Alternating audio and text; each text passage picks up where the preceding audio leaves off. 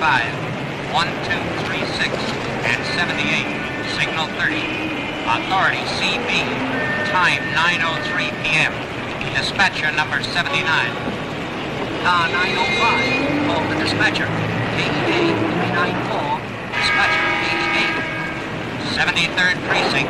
Address 171 Herzl Street. Cars 1634, 1635, and 89. Signal 32. Otto, out-of-town license plates.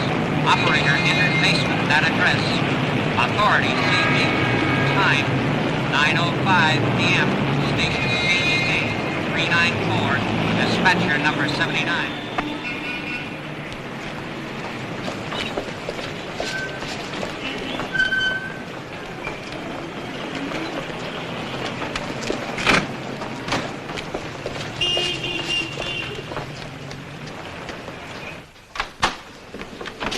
Hello, Murphy. You're late for the ceremony. Still up in the squad room? Thomas will be in charge of this precinct. And no one else. So far as you are concerned, he has no superiors. You'll give him your cooperation and your obedience. And I expect this precinct to maintain its present high record with the department under your new lieutenant. Do you wish to make any remarks, Lieutenant? I'll talk to the men individually. Good idea. Dixon, I want to talk to you. I'll use your office, Thomas. Yes, sir. That's all, boys. Congratulations. Congratulations. Good luck, Lieutenant. Sit down, Dixon. We've had 12 more legitimate citizen complaints against you this month. For assault and battery. From who? Hoods, dusters, mugs, a lot of nickel rats. You're a big disappointment to me, Dixon. You've just seen a man who started out at the same time you did take a big step up in the department, which is something you'll never do unless you get hold of yourself. I know what to get hold of, sir. A little more pull. Sit still. You've got to learn, Dixon, what's expected of a police officer and what isn't. Yes, sir. I'll try to learn not to hate hoods too much. You don't hate hoodlums. You like to beat them up. You get fun out of it. You like to read about yourself in the newspapers as the tough cop who isn't afraid to wade in anywhere. Your job is to detect criminals, not to punish them. Is that all, sir? I'm reducing your rank, Dixon. You're going back to second grade. Any more complaints against you for cruelty or roughhouse, and you'll be back in uniform, pounding a beat. It's no fun telling you this. You're a good man with a good brain. But you're no good to the department unless you learn to control yourself. All right, you can go now. Thank you, sir, for the advice.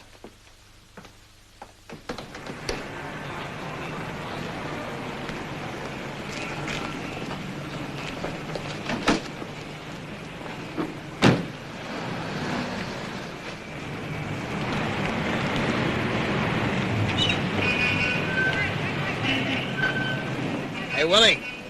Willie! How you feeling, Willie? Feeling fine, thanks.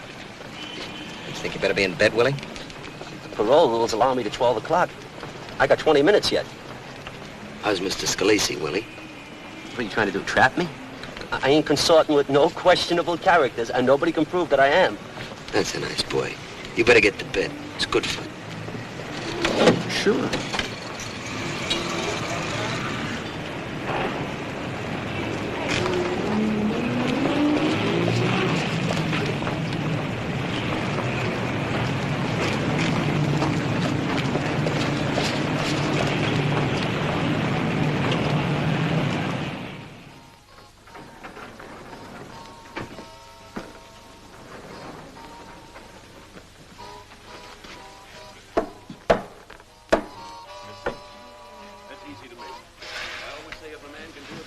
Who is it? Willie.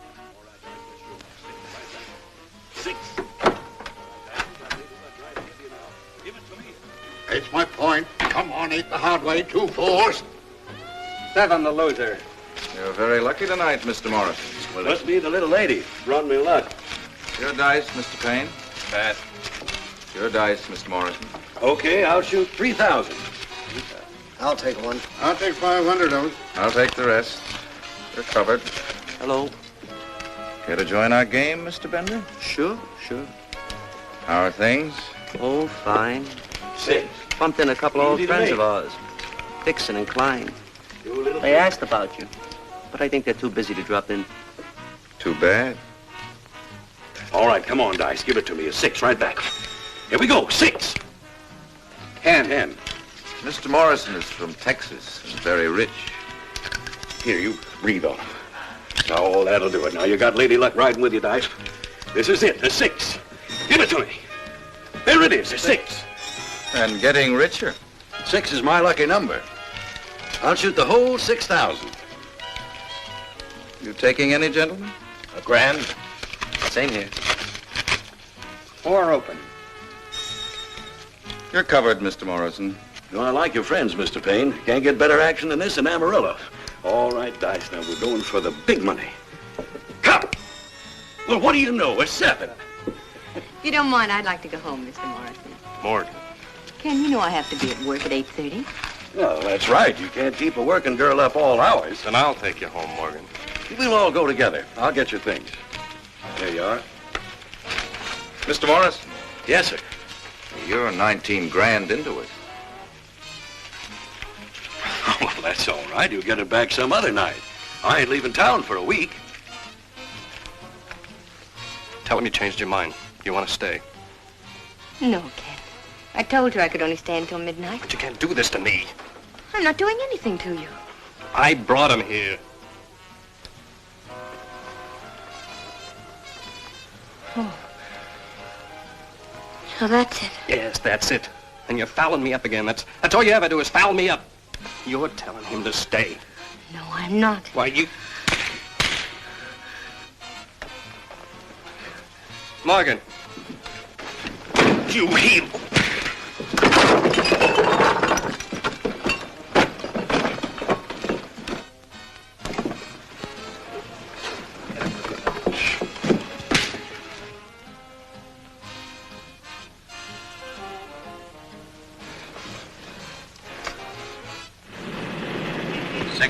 Precinct, address 43rd Street Hotel, 372C, West 43rd Street.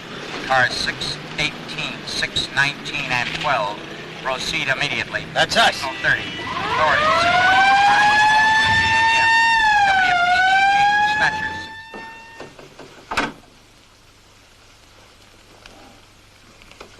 Hello, Sergeant. Hi. Riley? Hi, Sarge. Hi. Dice joint, huh? Yeah, a floater. Got his name? Morrison, big barracuda. He was DOA. Knife cut his heart in half. Nobody did it, nobody saw it. There's a cut on his hand. Yeah, he hit somebody hard. Who runs this parlor? Tommy Scalise. He's in there. Oh, that's nice. So Dream Boy finally stepped into something, huh? I've been waiting quite a while.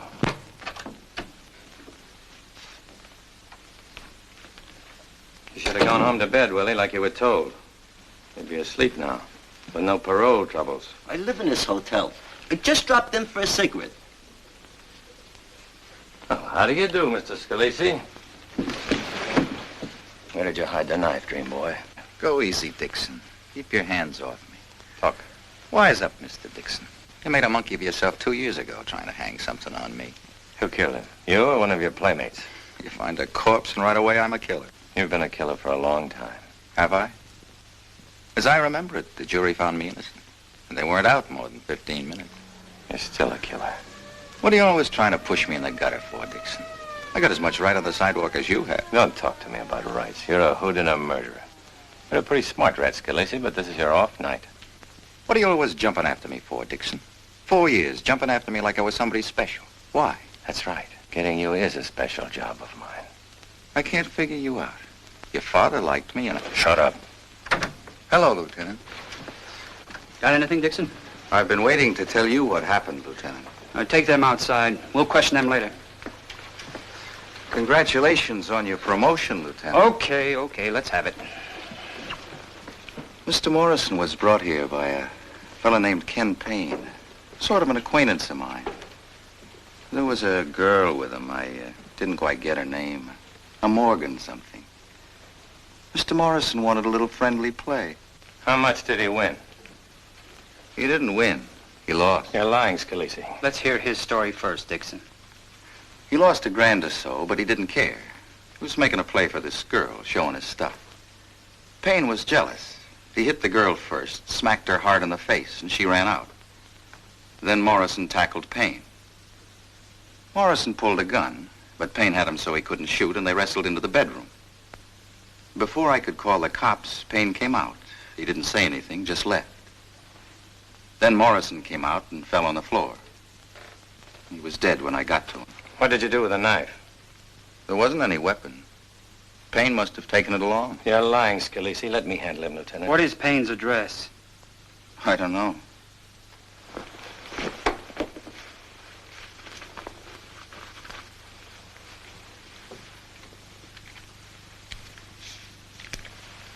K. Payne, 58 Pike Street, Chelsea, 32099. Another telephone number, Murray Hill, 59970. What's that? A pool room on 3rd Avenue. I'm sure you won't have any trouble picking him up. He was blind. All neat and ready with a fall guy, huh? Let me handle him. Go Lieutenant. after Payne, Dixon. Go on, Paul.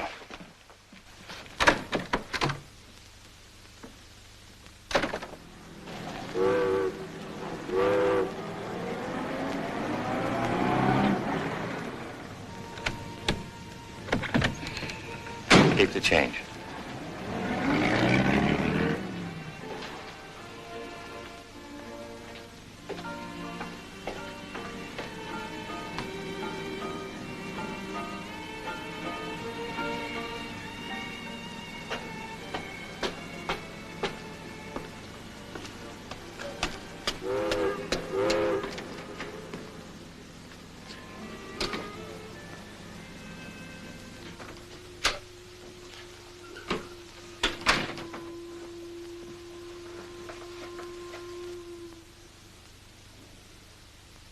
I-S-O-N. Yeah, Ted Morrison. Kenneth Payne calling. Don't answer. Maybe he's in the bar. Haven't paged. But I gotta talk to him. It's important. Trying to get Ted Morrison on the phone, huh? Who are you? Detective Dixon, 16th Squad. Get out. Maybe he's trying to win his money back. Don't give me that. He was cleaning up. How much? And he's gotta cut me in. After what you did to him? He started it. It's all among friends. Hello. He isn't. Well, look, Kenneth Payne wants him to call as soon as he comes in. Oh, that's right.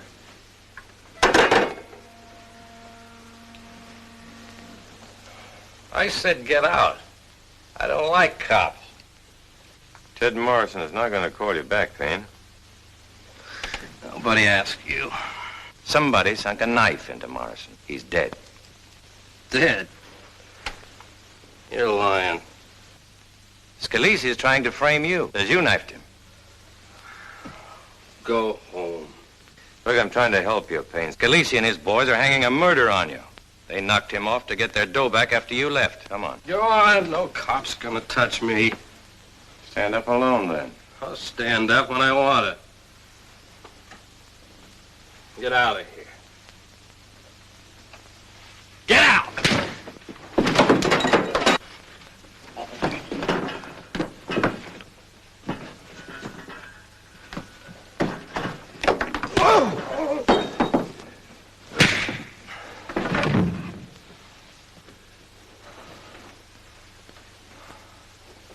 Okay, buddy.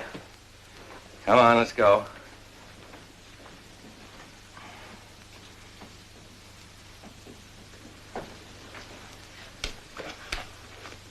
Come on.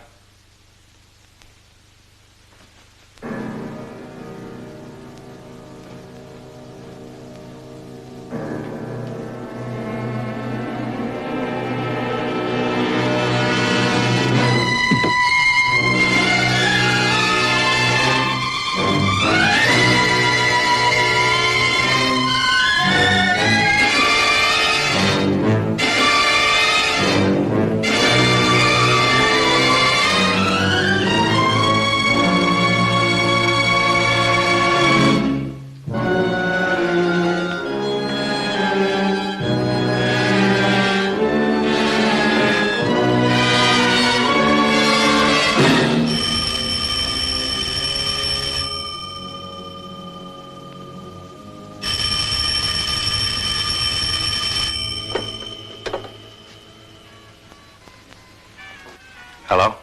Hello, Mark. Oh, hello, Paul. Did you find him? Mark? Mark? Hello? Hello? Operator, this is a bad connection. Get this line clear. Mark? Can you hear me? Yeah. I picked up some stuff on him I thought you ought to hear. Go easy on him. He's a war hero. Got a hat full of medals and a lot of newspaper friends.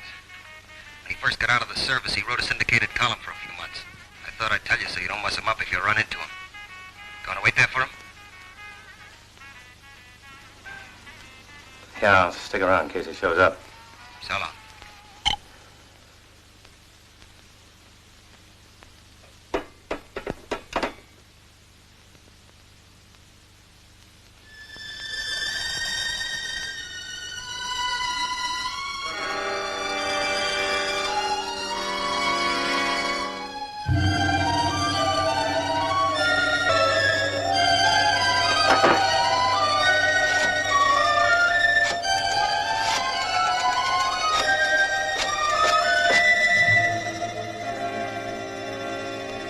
Will you send a cab to 58 Pike Street, please?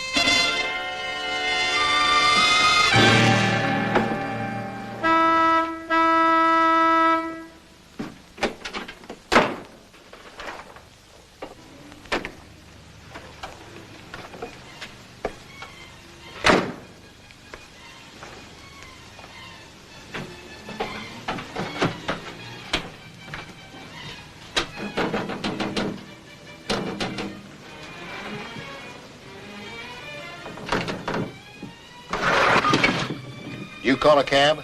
No, not me.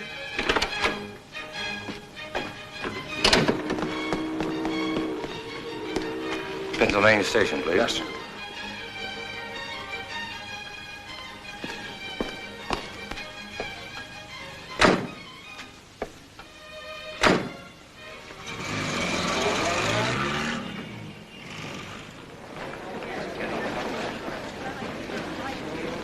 Give me a ticket to Pittsburgh. The first train out.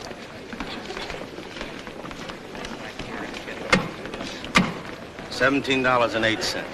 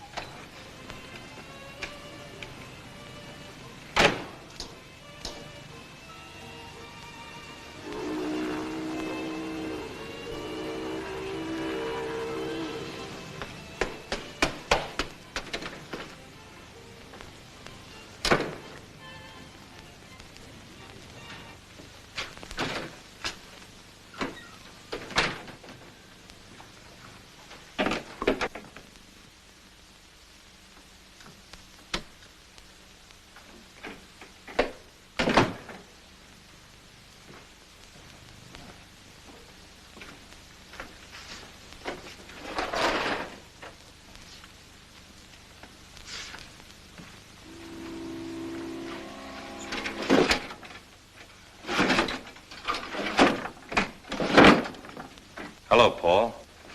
I covered a few bars in the neighborhood. I just got here. See this? Slipped in and out after I was here. Probably watching you. Nice piece of luck for me. You can't be everywhere. Took all his stuff out of this closet kind of quick. Left his uniform and one shoe. There's another closet.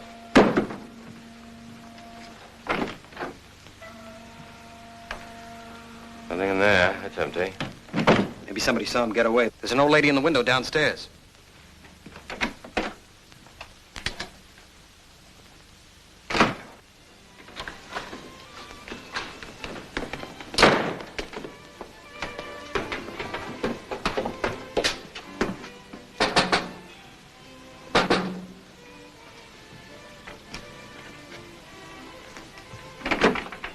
from the police. We'd like to talk to you. What do you want? How long have you been sitting here? Since after dinner. I always sit here at night. Do you know Kenneth Paine? Oh, yes, I know him. Have you seen him tonight? Yes. He left in a taxi. When? I don't know. When you get old like me, you don't care what time it is. Approximately how long ago? About 20 minutes, I think. The taxi man woke me up. Everybody wakes me up tonight. Usually, I can sleep here. I always sleep here since my husband died. It seems less lonely. Music helps me. Thank you, madam. Come on, Paul. That's all. Thank you.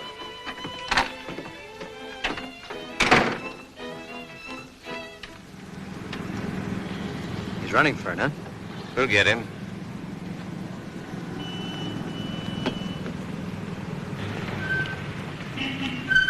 You cover the yellow cab stand. See if you can pick up the driver. I'll cover all the independent garages. Okay.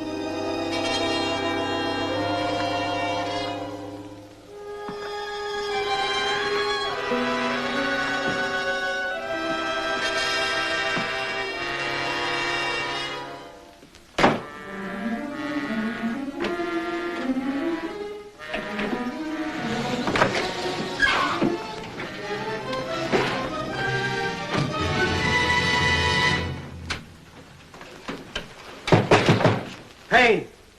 Open up. I know you're in there. Open up, you dirty rat. Open.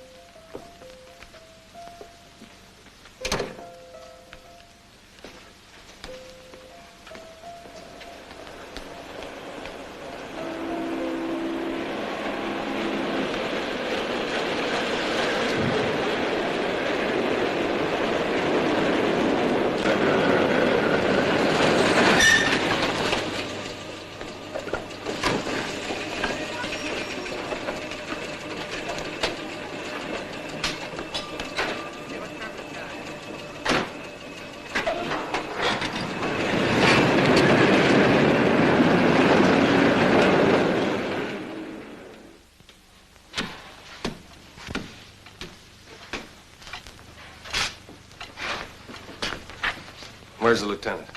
Silence. It's in there.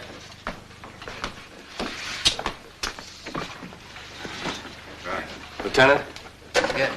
We got a break on this. One of the porters saw Paine stick it in a locker. Oh, good. Here's the cab driver's statement. Picked up a fare at 58 Pike Street around 1:10, is that right? That's right. You recognize this bag? Yeah, the guy was carrying it when he came out of the house.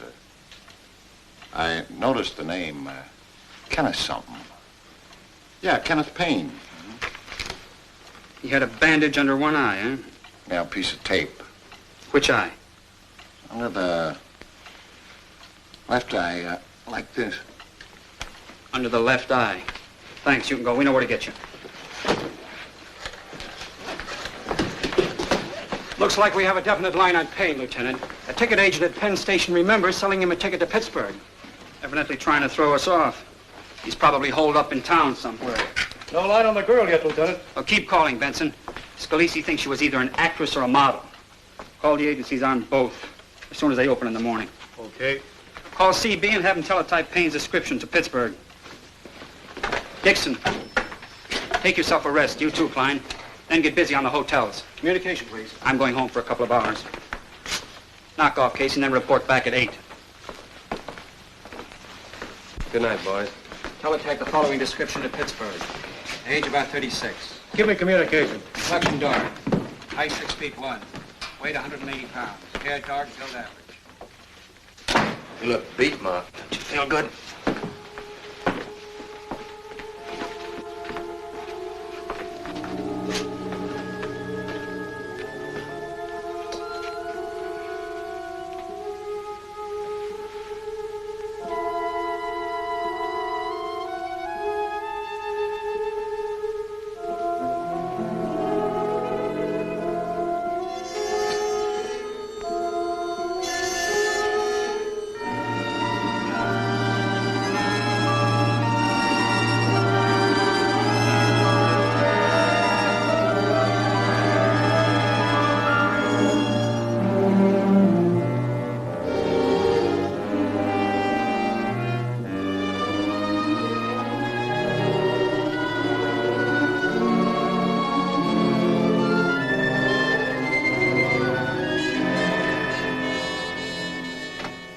Hey, Mark, you awake? Yeah. We got a line on the girl.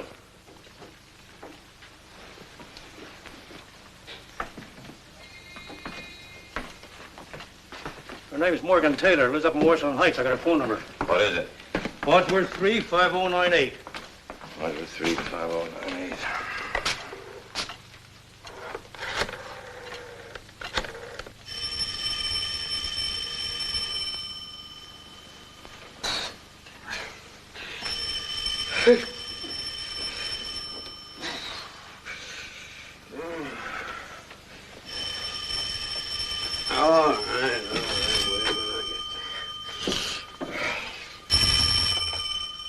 Oh?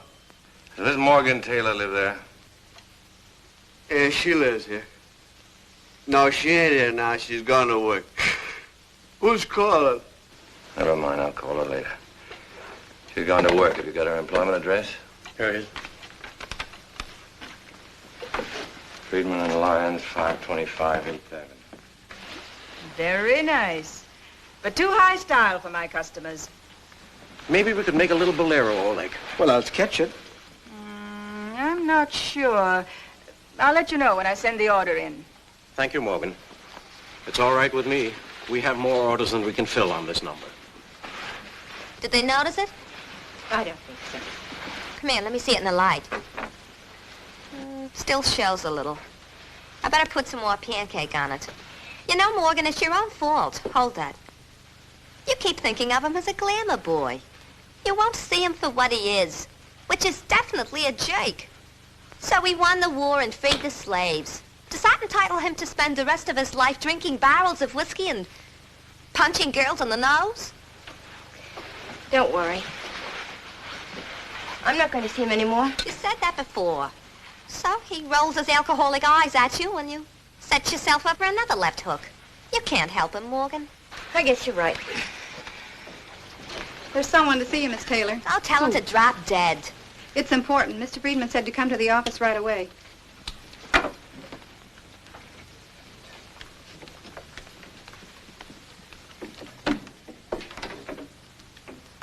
Miss Taylor, this is Mr. Dixon and Mr. Klein. They're police detectives. How do you do? How do you do? Just sit down, please, Miss Taylor. We'd like to ask you a few questions. What would you like to know? You were with Kenneth Paine last night? Yes. You were at a so-called floating crap game in the apartment of a man named Scalise at the 43rd Street Hotel, is that right? Yes. Have you been in touch with Paine this morning? No. Have you any idea where he might be? No, I haven't. From what we hear, you're pretty well acquainted with Paine. Yes. How well? Could you tell us, please? I'm his wife. Is that so? But you're living with your father, we understand. Ken and I separated 3 months ago. What happened at Scalise's while you were there? May I know why you're asking me all these questions? We'd rather tell you afterward, if you don't mind. Well, Kenneth was drinking, and we had a quarrel. I understand he hit you. Yes. Did you see him hit Morrison? No, I didn't. I left. Where'd you go? Home. Take a taxi? No, I met my father at his stand a block from the hotel. He's a taxi driver. He drove me to the subway. Did you hear from Paine after you got home? Yes, he telephoned. What'd he say? I don't know. I hung up. What time was that? About 12:30. Did he call from his house? No, How do you know if you hung up without talking to him? because my father went down to Ken's place after he dropped me. What for? Really? Is this necessary? We think so, Miss Taylor. Well, I didn't want to tell him anything. But I was crying, and he noticed the bruise. What'd he say? He was very angry. He told me before that... What? Well, that if Ken ever hit me again, he'd beat his head off. Morrison was killed last night. No. At Scalise's place, shortly after you left. He was killed with a knife. And you're looking for Ken? Because you think he did it? When did your husband start getting jealous of Mr. Morrison? Jealous? That's silly. Mr. Morrison was somebody I hardly knew. You went out with him. No, Ken called me up and asked me out to dinner. You just said you were separated from your husband. Yes, but he kept insisting. And I felt sorry for him. When I got to the restaurant, he had Mr. Morrison with him. Then after dinner, Ken took us to this gambling place. And then I realized all he wanted to see me for was to use me as a sort of decoy to help get Mr. Morrison to go there. I was sinking pretty low, I thought. Poor Ken. He must be desperate for money. Why did Paine hit you? Because I wanted to go home. He didn't want Mr. Morrison to leave. Because Morrison was winning. Yes, How much was he ahead? a great deal. I think they said about 19,000. Thank you for the information. We won't bother you any longer.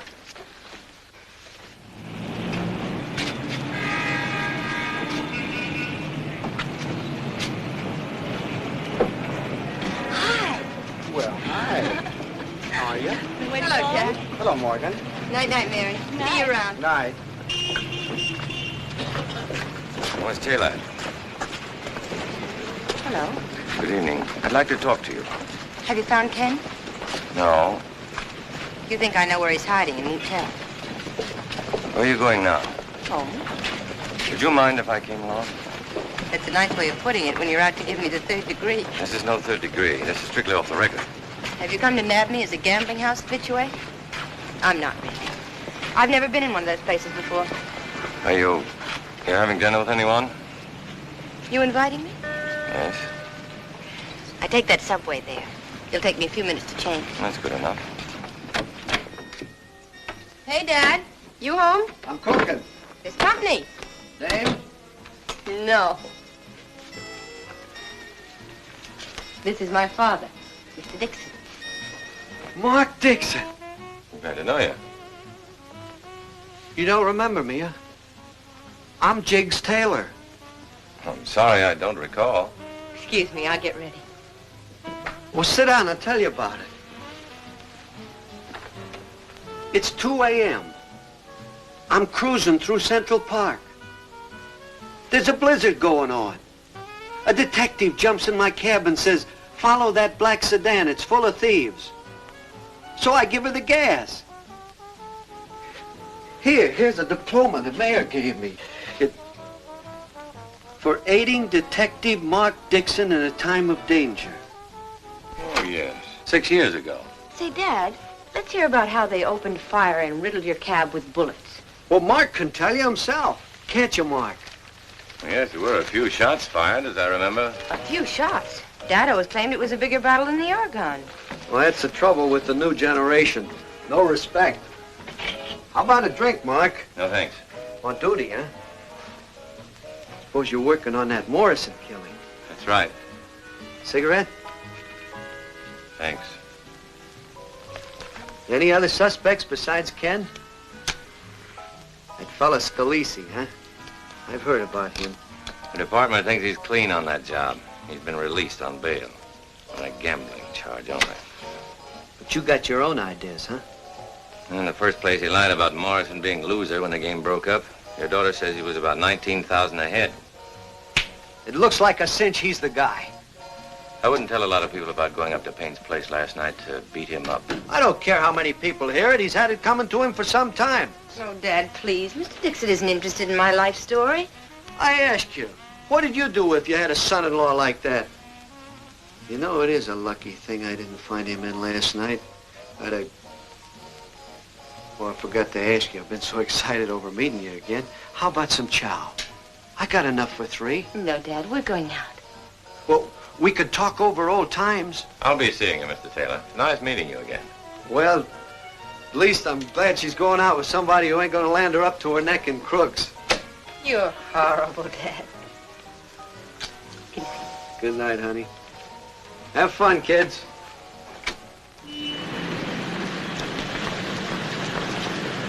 Good evening, Mr. Detective. Where you been hanging out? Hello, Martha. Good evening. How do you do? You know, I like places like this that specialize in good food instead of head waiters. It's the worst food in town. But don't worry, they usually serve a stomach pump with a dessert.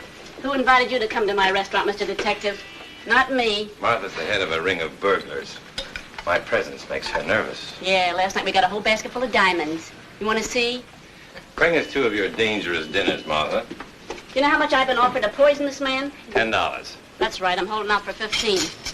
2 dinners. You want wine? Bring a small bottle. Same old cheapskate. She adores you, doesn't she? She ought to. I sent her husband up. Was he really a burglar? Wife beater. Oh, she's wonderful. But she's under wraps tonight on account of you. I don't usually eat here with a dame. Oh, I mean... Dame's girl. all right. I imagine you bring your wife here. There's no such animal. Oh, my dad told me you were married. Your dad is not a reliable source of information. You're quite right. I never knew anybody who tells so many lies. He does it for fun, though. He's always driving kings and queens or movie stars and overhearing the most amazing conversations. Like your dad, huh? Crazy about him. I hope you come here often, young lady. For 5 years, this man sits in my restaurant frightening everybody away. A detective in the window, you can imagine how people want to come in. But now with a beautiful lady, he looks almost human. How's the soup? Horrible. It's very good. Thanks. Eat all you want. Have you been trying to get in touch with Payne? No. I don't quite know what to do. When were you married? After he came back from the war. But we knew each other before that. You said this morning you were separated. 3 months ago. Why? It's hard to say why you leave a man or why you stop loving him. I always blame Ken. But I guess it was my fault, too. Not understanding what made him seem so mean and impossible. I guess the chief thing wrong with Ken was no job. Lots of pride. Too much pride. A man can usually find work if he wants to. You're worried about me feeling badly because he's going to be arrested, aren't you? Something like that. I think I'll stick by him if he is. He'll need me. I owe it to him. Still love him, huh? In spite of everything. No. It isn't love anymore. Mr. Detective, telephone. Excuse me. That must be my partner. Probably wants to know what I'm eating.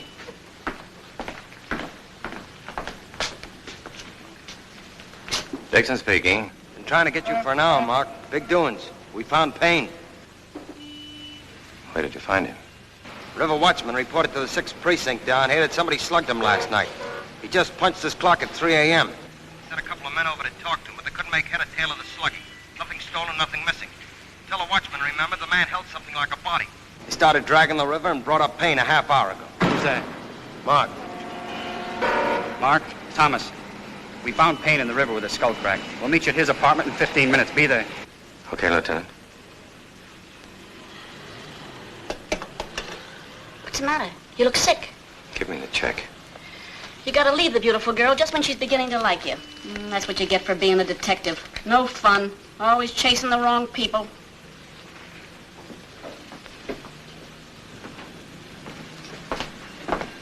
Something happened? I've got to go out on a job. Please, finish your dinner. It's really very nice. Best chicken and rice in town. I'm sorry you have to leave. Thanks. So long. Bye. Good night. You like him, huh? I think he's very nice. I'm glad. You know what that fella needs? A family. He's got nobody. All he thinks of day and night is his job. He grabs himself a dizzy blonde once in a while, but that's no life. A fellow like him ought to be married to a beautiful girl. Have a home, kids, and... You're wasting your propaganda, Martha. I'm married. Wasn't a married woman. Wait till I see that dope again.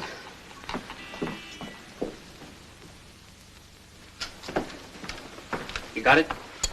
It's blood, all right. Quite fresh. I'd say not more than 24 hours. Get it to the lab right away. Okay. That clinches that Payne was killed in his room. Somebody came in there and slugged him. He bumped his head on the floor when he fell. He had a silver plate in his head as a result of a shrapnel wound in the war. The fall must have killed him. I buy that, Lieutenant. The killer tried to get the body out, but he was surprised by someone. Probably Dixon when he came through the front door. He ducked behind the staircase here and hid the body. That's the reason for the bloodstain on the wall. If it is Payne's blood. Now, we'll get the lab report shortly. Now, we can establish the time of the killing is between 12:30, when Payne must have got here, and 3 a.m. when the killer knocked out the watchman on the pier. Hello, Dixon. You know Mr. Gilruth from the DA's office. Sure. How are you? Hello. A lot of fancy footwork you did last night, Dixon. You and Mr. Payne. That couldn't be helped, Lieutenant. I can't understand how you didn't see him. You came in here at 12:50. Klein talked to you on the phone. That's right. Payne came in and packed and got out at 1:10. That's when the taxi picked him up. So you must have practically passed each other. Well, he wasn't here, so I thought he might be doing some drinking. I had a look in a couple of bars. That's a queer way to figure a guy in the Lamb is going to be sitting around bars. What time did Dixon come back here? About 1:50. And you left again right after that? That's right. We started chasing Payne. That's obvious. He lays a fake trail. He goes to the Pennsylvania station. And then he decides to come back and hide out in his own apartment. He figures the police have been there and they won't come looking again. What time did Jiggs Taylor say he was here? About 2:15. That pretty well puts the finger on him, I'd say. Yeah, and he came down here crazy angry, according to his daughter, ready to knock Payne's block off. You're wasting your time on Taylor. How was that, Dixon? It looks completely definite. Motive, opportunity. Scalise did it. I don't see that at all, Dixon. I'm telling you, Scalise knifed Morrison. And he was afraid Payne would go to the police with it. So he sent someone after him to finish him off. That doesn't stand up. Whoever killed Payne killed him by accident. He only meant to slug him. The Scalise hood would have taken no chances on a rumpus. He'd have knifed or shot him. Yes, Benson. We've got Jiggs Taylor and his daughter outside. Bring them in, Harrington. Has he been talking? A mile a minute. You'd think he was going to a picnic. I think we can wrap the case up tonight. With statements from both of them. I'm Lieutenant Thomas. How do you do? How you do, Lieutenant?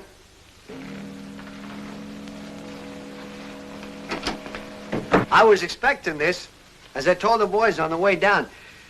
The minute I heard Ken was murdered, I knew I was in for a going over.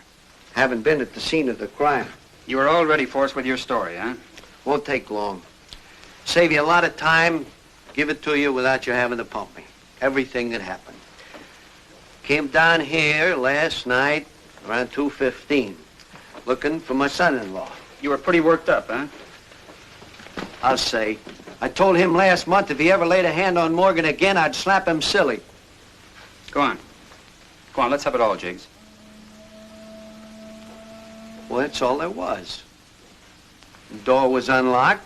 I walk in, look around, nobody home, so I walk out. with his body.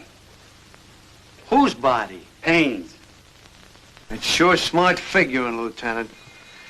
I tell you, Never mind the lies, Jiggs. We've got every one of your moves. You took the body to the river, knocked out the watchman on the pier, and dropped Payne in the water.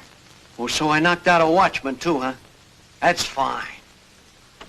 Okay, now let me tell you something. I didn't see Payne. If I had seen him, I'd have taken a poke at him. I ain't denying that. He deserved it. But I left this place 2 minutes after I got here. And I picked up a fare 3 minutes later on the corner. Congressman Reynolds. Took him up to the Astor Hotel. Told me check down on that, Klein. Yes, sir. Sure, check. Check all you want. And what time do you claim you got to the Astor Hotel, Jiggs? Around 2:40. Anybody see you around there? Yeah, Pat Rafferty and Jaime Berg. They're taxi drivers. Congressman doesn't answer in his room. You want me to run him down? No, we'll check later. The pier watchman was slugged at 3 a.m. according to the report. Is that right? Mm-hmm, yes. That gives Jiggs Taylor 20 minutes between 2:40 and 3 o'clock to come back here from the Astor Hotel and do his stuff. He couldn't have come back here from the Astor, killed Payne, lugged the body out to the car, driven down to the pier and slugged the night watchman by 3 o'clock. Couldn't have done all that in 20 minutes. It looks like we're on the wrong man, Lieutenant, especially if the congressman backs up his story. It's not the wrong man. If Payne was already dead at 2:15, and Taylor came and got the body at that time and stuck it in the back compartment of his car... Well, that's screwy. I told you I picked up Congressman Reynolds. Sure you did. But you were on the way to the river to dump Payne's body when Reynolds hailed you. He took him to the hotel. 20 minutes was time enough to scoot back to the pier, slug the watchman at 3 a.m. and drop Payne's body. Payne was out of here at 1:10, according to the old lady downstairs. We're just wasting time, Lieutenant. I don't think so, Dixon.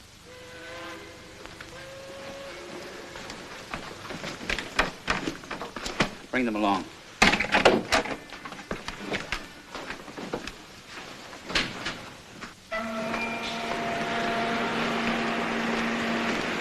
Did you see anybody coming out of that building carrying something over his shoulder? Like a large bundle? I didn't see anything like that. I'll take over, Casey. She says she didn't notice anyone Never carrying mind. Now, I'm going to ask you a very important question, Mrs. Trivon. Are you sure it was Kenneth Payne you saw leaving this house at 1:10? Of course I'm sure. I never heard so many foolish questions. I'm going to try a little experiment, Mrs. Trivon. Taylor, I want you to put on this raincoat and hat. What for? Put adhesive tape under his eye, somebody, to match Payne's description. Oh, no, wait a second. What's all this for? Now, don't act dumb, Taylor. It won't get you anywhere. Last night, you put on Payne's coat and hat and carried his bag out of here at 1:10. After you'd killed him and stuck his body away somewhere. You want to come clean now, Jiggs? Oh, I told you the truth. Then put the coat on. Don't do it, Dad. They have no right to ask you to do that. No, I won't. I ain't going in for any of these monkey shines. All right. Dixon, you're about his build. Put the hat and coat on.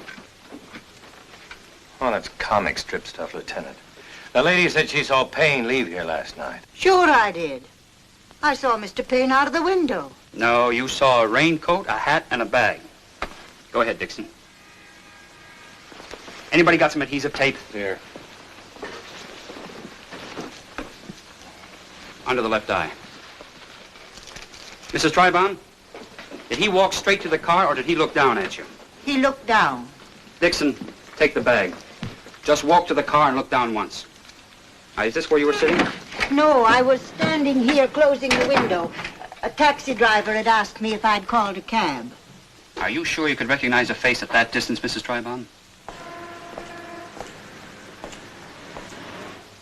I can tell that fellow isn't Mr. Payne. Can you distinguish his face in this light? No, but I can tell by something else. It isn't Mr. Payne. By what? He didn't wave at me. Did Mr. Payne always wave at you? Always. He went like this. What about last night? Did he wave at you last night? Do you remember? Yes, I remember. He didn't wave last night. You're right, it wasn't Mr. Payne. No, never. He would have waved. Thank you, Mrs. Trivon. That's it, boys. Take him to the station and book him. Well, you're kidding. Nobody's kidding, Taylor. You thought you were pretty fancy walking off as Paine at 1:10. And you came and got the dead body at 2:15 and dropped Congressman Reynolds at the Astor at 2:40 and hurried it back to the pier. Well, that's screwy. I Take tell him you, along, boys. I'd like to talk to my father. Go ahead. May I talk to him alone? Can't be done. He's under arrest.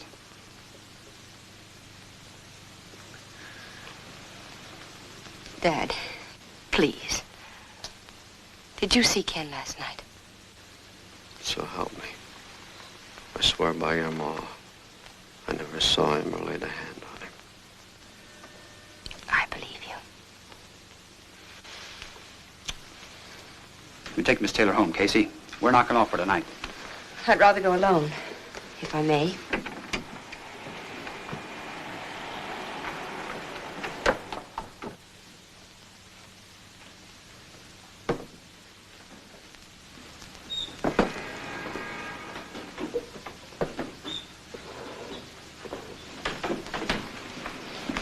I've been looking for you for an hour, Mark. Scotch and water, Bill. Gotta hand it to Thomas. He wrapped this one up quick. His first job, too. I didn't think he had it in him. Stop talking like an idiot. He bungled it. Oh, wait a minute, Mark. That ain't fair. Don't tell me what's fair. I know. Scalise did it.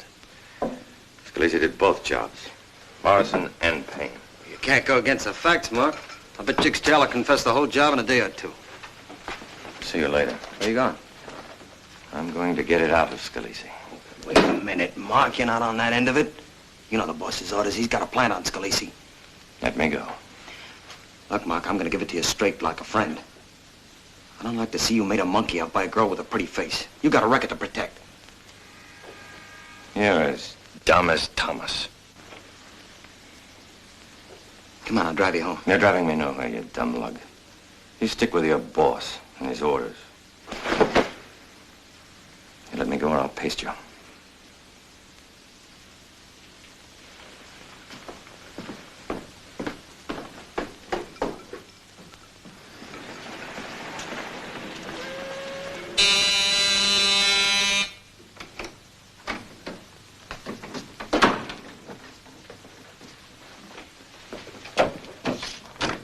We're closed for the night. Scalise in here? I go and see. Don't bother.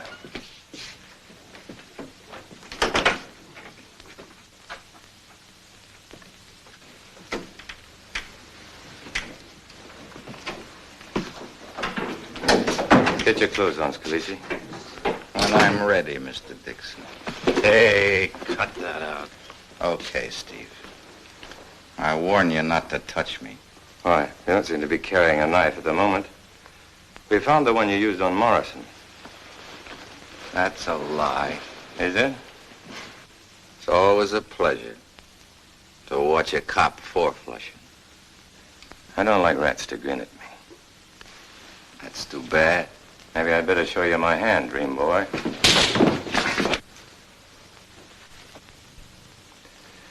Tonight, I'm not kidding, Scalise. You're gonna talk. We found out Morrison had you for about 20 grand and wanted to leave. So you knifed him. Then you got worried about Kenneth Paine sobering up and telling about what happened. So you sent one of your mugs down to his place to knock him off. You trying to frame me for Paine? You killed Morrison, and you killed Paine. And I'm going to get a statement out of you. Outside, you lugs, he's going to talk. And talk to me alone. Come on, I said outside. Okay, Steve.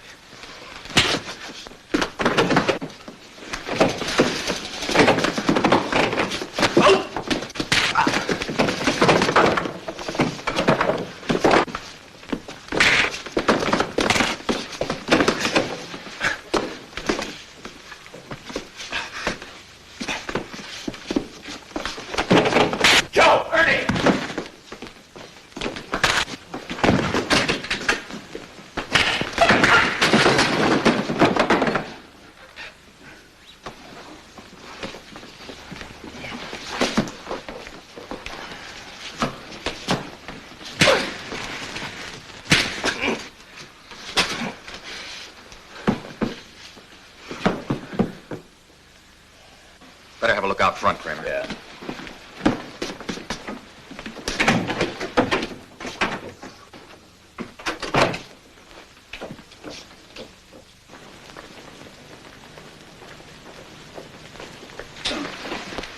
Get your coats. I ought to finish the job. This guy's gonna keep after me. Wouldn't be smart. They put on too much heat for a dead cop. They're still out there? They're still there. Both of them? Both of them. Oh, I can't make up my mind. Don't. All right, have it your way. Let's go. Get the keys, Steve.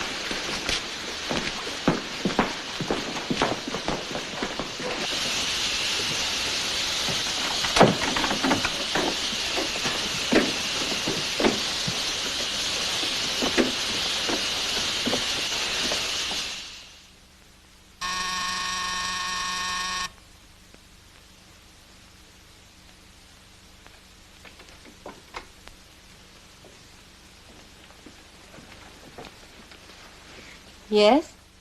Mark Dixon.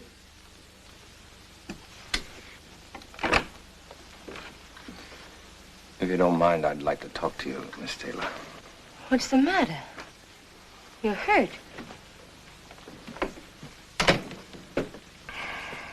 I could use a drink.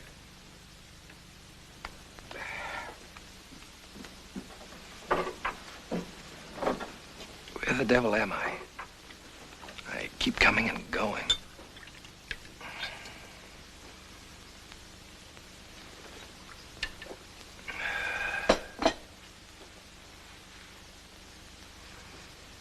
I don't know why I came here. I'll go now. You can't leave like this. Why did I come here? I must have had something on my mind. What happened to you? A run-in with Scalise and his pals. Shouldn't I call the police? Let's leave the police out of this. I made a big idiot out of myself tonight. Bigger than usual. Did I bungle this one? I'll fix your head. Come with me. I suggest you use an axe.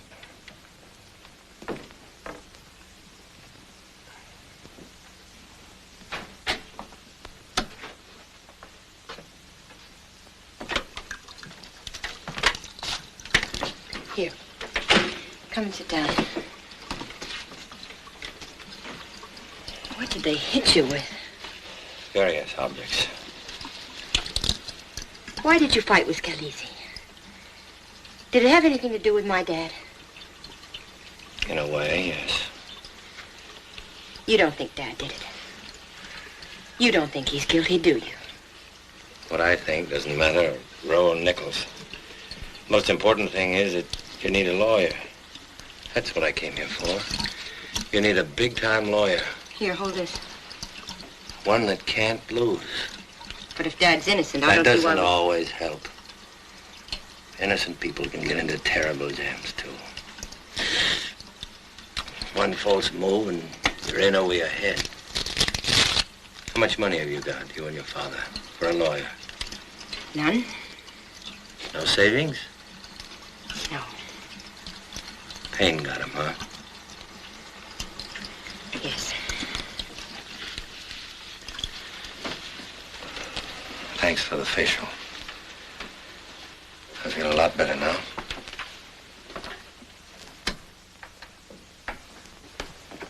You're going back to bed. I'll be back in the morning about 8:30. You wait here for me. You're not fooling me. You do believe Dad didn't kill him. Your dad never touched him. Good night. Good night.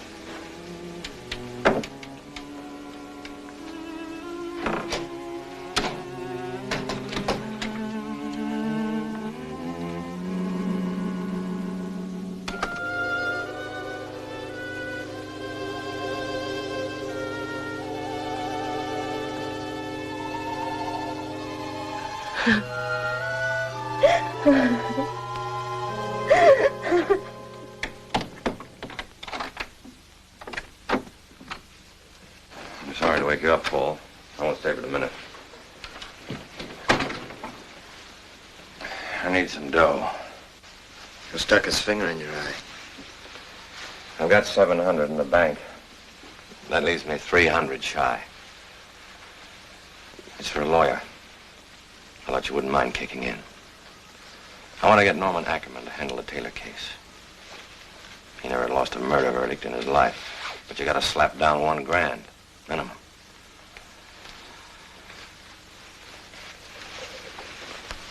Be right with you. Who is it, Paul? Mark. He wants $300. For what? For a lawyer, for his girl. Since when has that gorilla head got it? Please, Shirley, don't argue. After the way he treated you, to have the nerve to come here and ask for money. I told you. No arguments, please.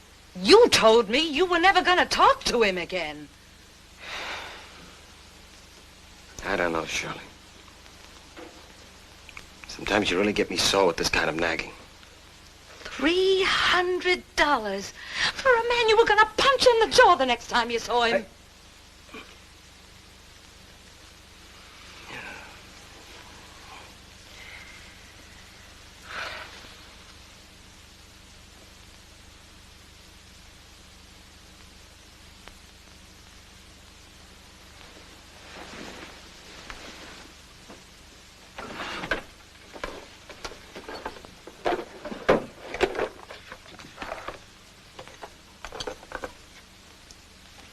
Take them to the Acme loan this time. You'll get more. Who knows? I might even get to wear them someday.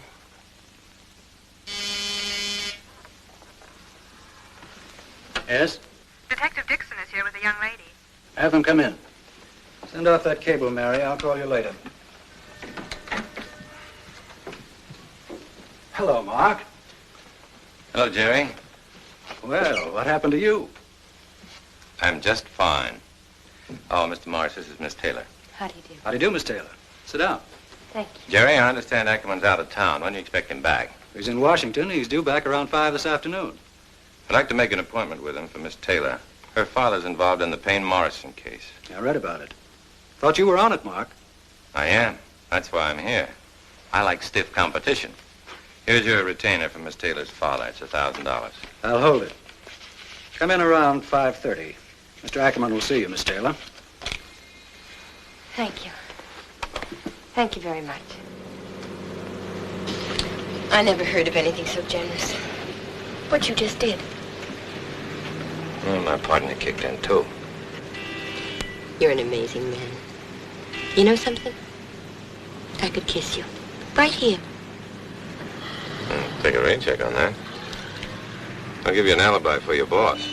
Tell him you're late because of police questioning. Mr. Friedman has dispensed with my services. I'm the notorious Miss Morgan Taylor, bad for buyers. Might take their minds off Mr. Friedman's creations. That mug, I'll run him in. I bet you would. All right. Goodbye. There's a phone call for you, Mr. Detective. Do you want to answer it? No, I'm busy. That's what I thought. I told him you weren't here. It's wonderful the way he looks at you. He didn't even eat his ravioli. He just eats you up with his eyes because you're so beautiful. Cut it out. What's the matter? I'm trying to help you. You don't know how to make love, so I'm making love for you. Bye-bye, Martha. Bye. Bye.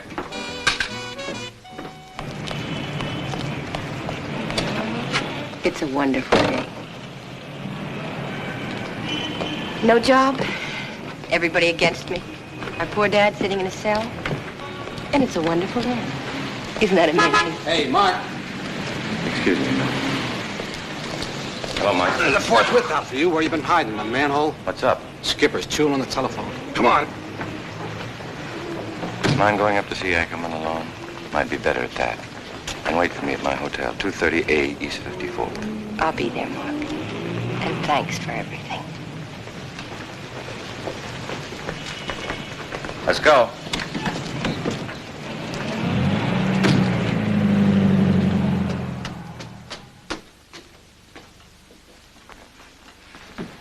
You wanted to see me, Inspector? Come here, you.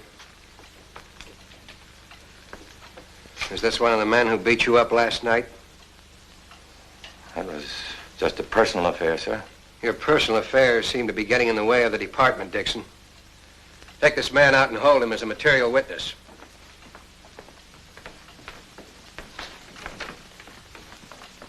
You had no business going after Scalise. You were asked not to. You were told to lay off by your superior. I thought I could get a statement out of him. Well, you didn't.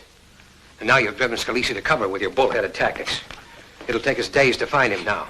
I'll find him. You'll find nobody.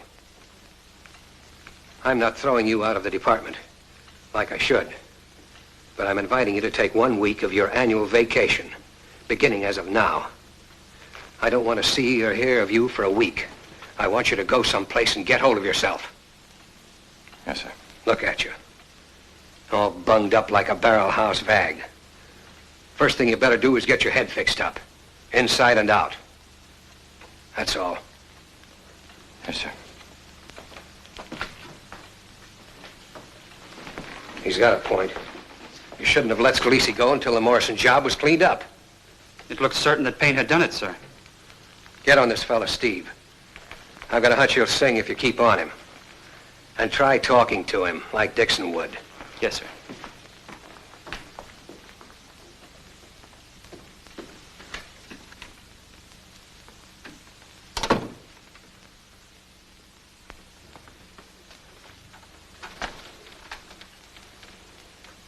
Sit down. You are going to talk. You were in that crap game with Morrison. Yeah, but I didn't see nothing. I want straight answers. And I want them now. Hello. Did you see Ackerman? Yes.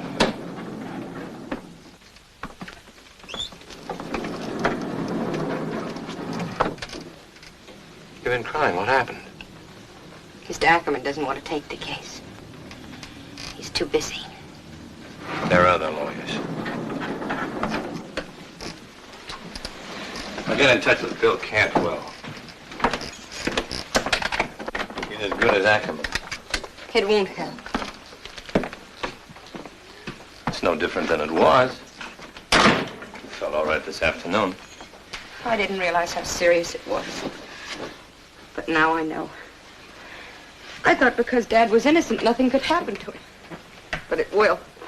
It won't. It's already happened. He's in jail. They'll try him. And he didn't do anything. Somebody else did it, and he's got to pay for it. He won't be tried. Don't try and fool me. Ackerman didn't take the case because he was afraid of losing it. That means they might find him guilty. I'm not fooling you. Nothing's going to happen to your father. Why? You didn't sound so certain before. Now you're certain. Because he didn't kill Paine. Well, can you prove it? Yes. How? Mark, you know something you haven't told me. That's right. What? What is it? I'll tell you.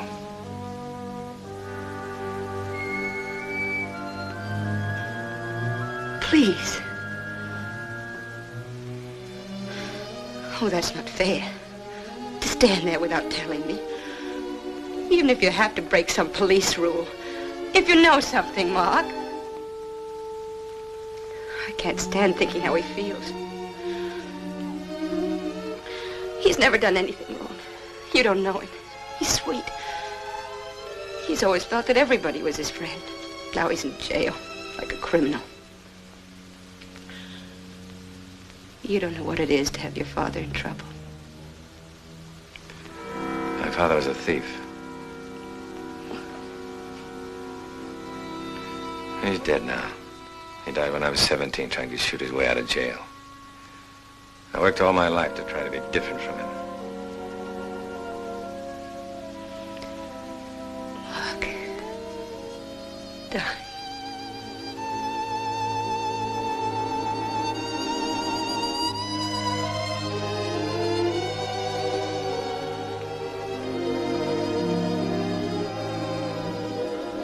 You better go home. Why, Mark? Because you're a sucker for wrong guys like Ken and me. You're not wrong. I trust you with my whole heart.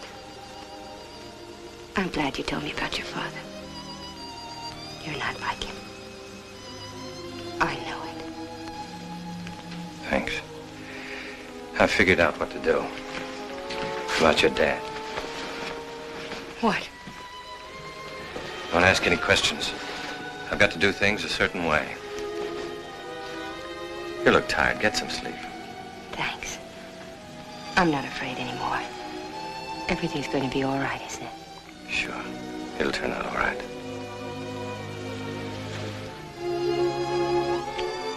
Come on. I'll wait here for you.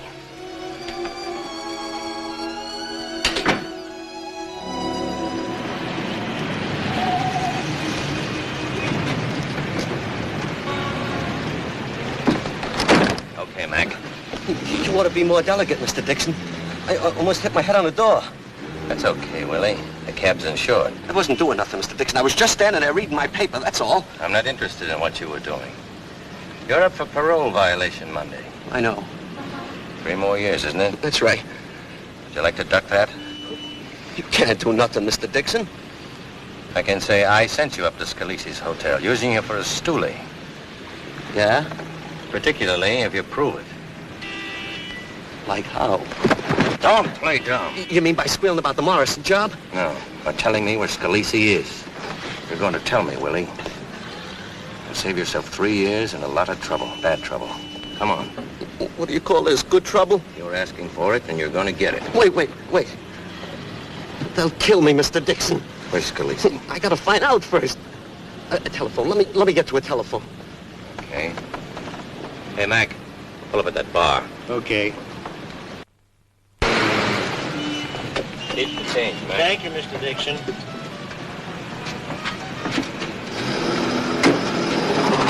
Don't push me, they'll catch on.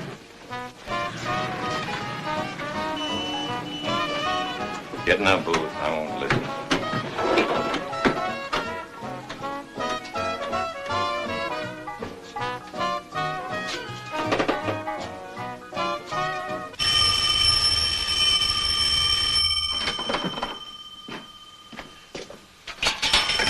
Hello? Hello, this is Willie Bender. Who's this, Kramer? Listen, Kramer, I'm hanging here by a shoelace. What do you mean, what do I mean? Mark Dixon's on my neck. He's right outside the booth. No, he can't hear nothing. He wants to see Scalise. What's the idea of calling here? Ain't you got any brains in your head, stupid? That copper will grab this number. Who is it? Willie Bender. Dixon has glommed onto him. Jimmy. This is Scalise. Is Dixon alone? It's okay, Willie. Now get this straight. I'd like to see Mr. Dixon, but all by himself. Now here's the way I want you to work it. Get out a pencil and write this down. So if he's watching you, he'll know it's on the square. Hold it just a second. Go ahead. Tell him I'll meet him under the following conditions. Yeah? Yeah. Okay, I got it. Yeah. What did Scalise say? Well, I wasn't conversing with Scalise. I was talking to Kramer. And he says he'll contact Scalise in an hour and that you should be in the East River Drive across the street from Bellevue at 3 a.m. And if everything's okay, he'll pick you up there. And he says you gotta come alone. What else? That's all. Thanks. What about my parole? I've done everything I could.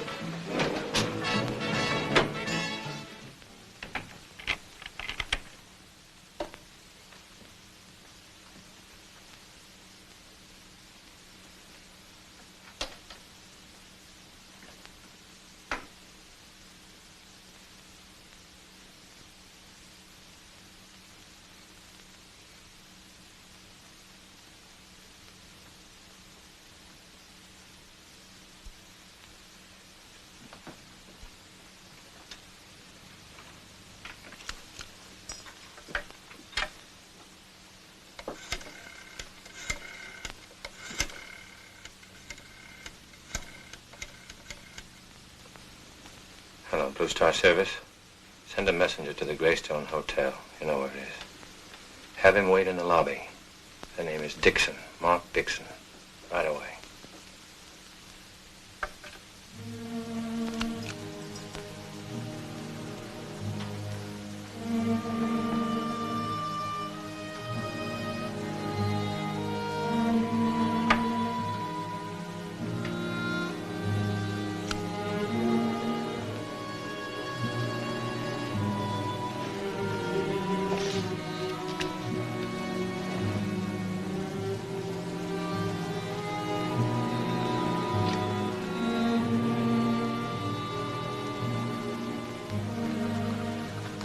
Inspector Nicholas Foley. Yes, sir. I didn't have the guts to tell you this while I was alive. Because I didn't want to end up like Sandy Dixon's kid. That's what every hood in New York calls me. Sandy Dixon's kid. And even in that apartment behind my back. I wanted to end up as a cop. And that's what I'm going to do. I killed Kenneth Payne. It was an accident.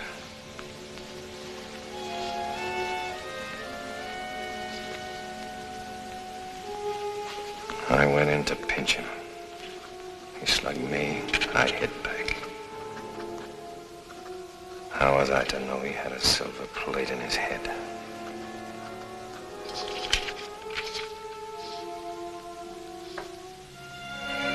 But I covered it up like a mobster. Because I couldn't shake loose from what I was. Now I'm shaking loose. I'm going to get Scalise for you. He's a hood, like my old man was. You won't have to worry about pinning the Morrison killing on him.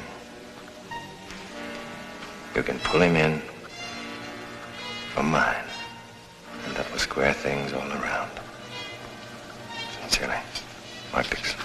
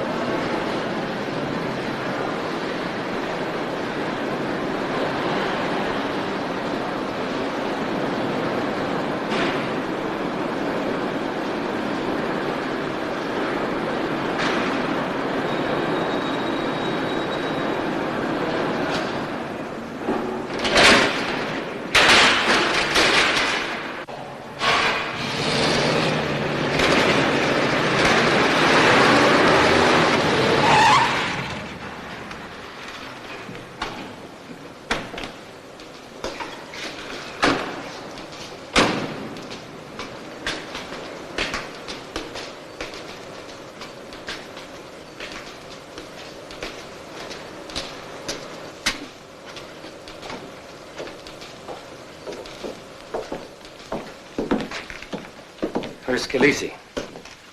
Scalise ain't here. He left a message for you. What is the message? He's willing to see you under certain conditions. What conditions?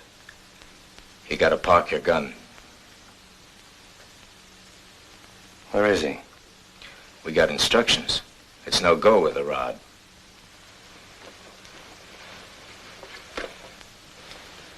Put it down here. Anything else? We gotta frisk you.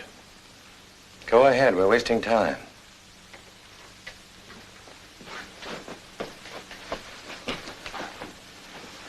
He's clean. Come on. It's okay.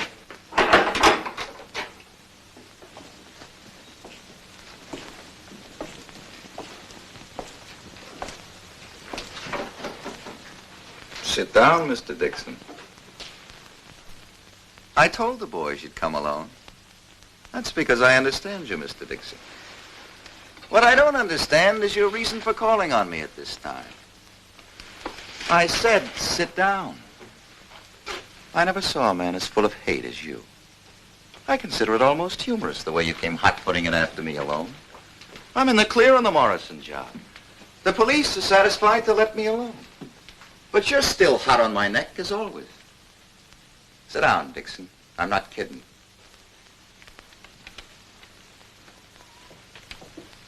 It don't add up, Dixon, you staying on my neck like this. Maybe you thought you could start me running by coming after me. Well, we're not running, Dixon. We're all fixed to leave tomorrow morning. Passports in order and everything. And I'm leaving you locked in here. It'll give us something to laugh about. You sitting here for a couple of days trying desperately to attract attention. It'll maybe give the department a laugh, too. Well, go ahead, Mr. Dixon. You came out here for something. Let's hear what it is. You've got something on your mind, the way you look, Mr. Dixon. I'm going to give you some advice, and you'd better listen carefully. You start mussing me up, and you're going to get it. Do you hear? You'll only throw one punch, and they'll let you have it. I've given them instructions. Hold it. No more shooting. Why, he asked for it. Sure he asked for it. That's what he came here for, so we should rub him out. He's crazy. I saw when I looked in his eyes. Kramer, get your stuff, fix him up. That's a fancy way of trying to frame somebody, getting yourself knocked off. A guy's got to be out of his head for that. I didn't know a guy could hate that much. Not even you. And all because your old man set me up in business. I got it added up now, Dixon. I should have figured it last night when you tried to hang the Paine job on me. You were the first cop to get to Paine's house. You found Paine and slugged him and killed him. And you took the body to the river. And you had to slug a night watchman. And you've been walking around ever since, half cop and half killer.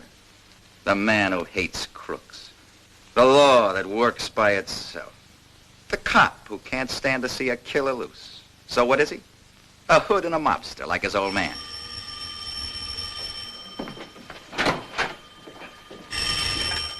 It's interesting how blood will tell. Your old man would have been very proud of you to see how you finally followed in his footsteps. You and me ought to get very friendly when you're on your feet again, Dixon. There are a lot of things a smart cop could do for me. They got Steve. They beat it out of him. He let go the whole works about Morrison. Come on. I haven't finished the bandage. Let him bleed. Come on.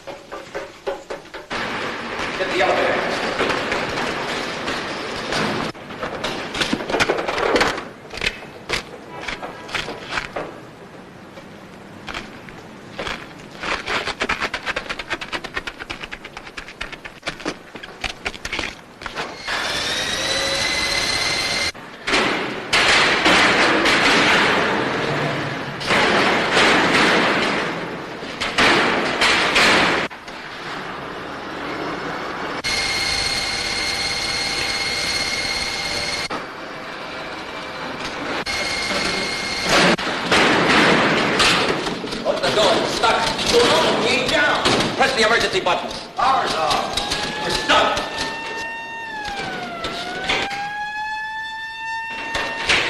That dirty copper.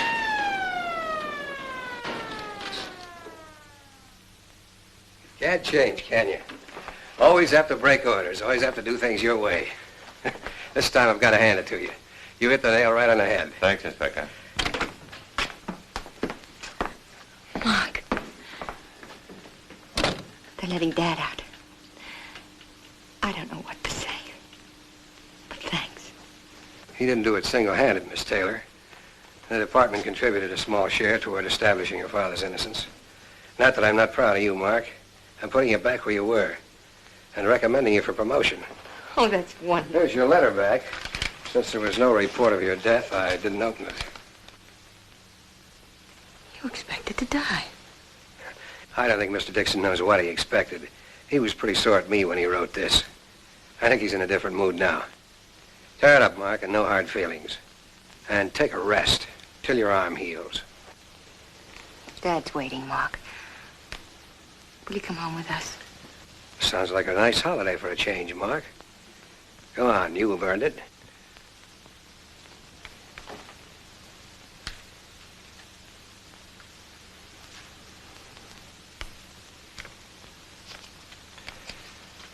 I'd like you to open the letter, Inspector.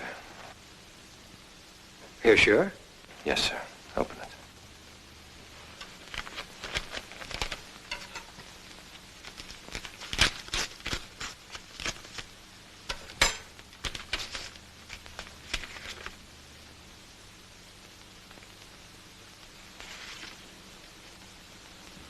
What is it?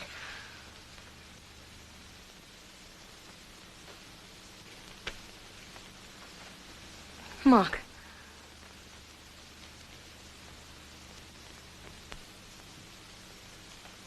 That clears up both cases.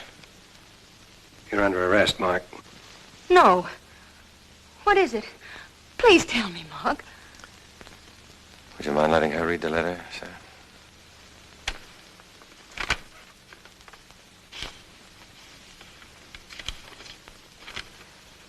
Report to Lieutenant Thomas. I'll make the charge myself. Yes, sir.